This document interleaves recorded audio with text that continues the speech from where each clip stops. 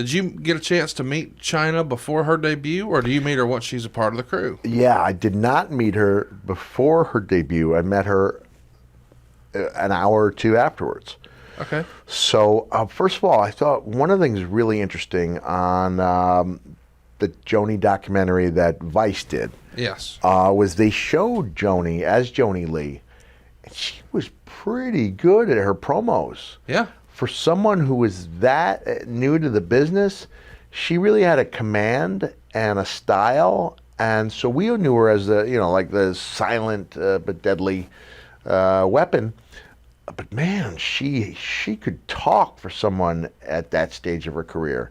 We didn't get to really see that Joni, that direction her career was going. Of course, she becomes a huge star almost overnight. Now, this was the one, I think in the past, I thought that I had missed a pay-per-view or that I wasn't on a pay-per-view, and I've referred to driving with my family from the Atlanta area where we live to Chattanooga, and I sat in the stands and was there for her debut, but that was actually February '97, which makes sense. But I wasn't in the mix for that month. Most WWE fans did not know what I looked like underneath the mask, unless they were Cactus Jack fans, which I would say maybe 20% of WWE fans were. There was a crossover, but it wasn't huge. Right. Not until I came out as Dude Love did most WWE fans even know what I looked like. So therefore, I was able to put all my hair up under a hat, put the brim down, sit in the friends and family section, and watch the events unfold. There was a great, I think, 5-way, was it, with Brett? And it was a 4-way. Four-way. It was In Your House Final Four, Chattanooga, Brett, Tennessee. Steve, Vader. And Undertaker. Undertaker. Yep.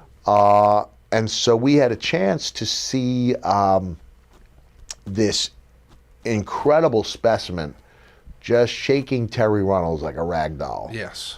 And almost from the position on the other side of the guardrails, like a crazed fan. Like a crazed fan. This Amazon slinging this. And it had a sense of legitimacy to it. Yes.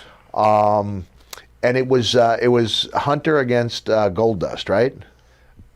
Yeah. So the program that we're working at the time is Rocky Maivia versus Hunter Hearst Helmsley. Okay. But Goldust has certainly been in a feud with Hunter Hearst Helmsley, and they're actually going to be fresh off of a Royal Rumble match and just keep this thing going for a bit. But when we actually see the attack, it's a part of a 6-man tag. Okay. It's the Nation of Domination, which at the time is Crush, Farouk, and Savio Vega, and they're going to take on Bart Gunn, Flash Funk, and Goldust, who of course has Marlena with him. And yeah, there we go. This brutal attack from someone that we might not have.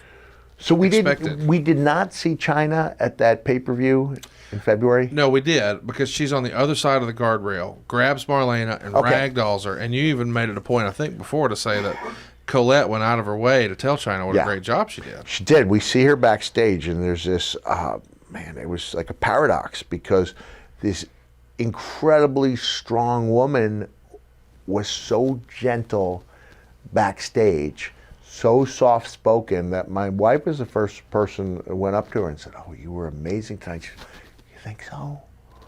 So, she was looking for some of that positive reinforcement. It just struck me as to just how different those two sides of her were. The strength and the vulnerability. Yes, well said.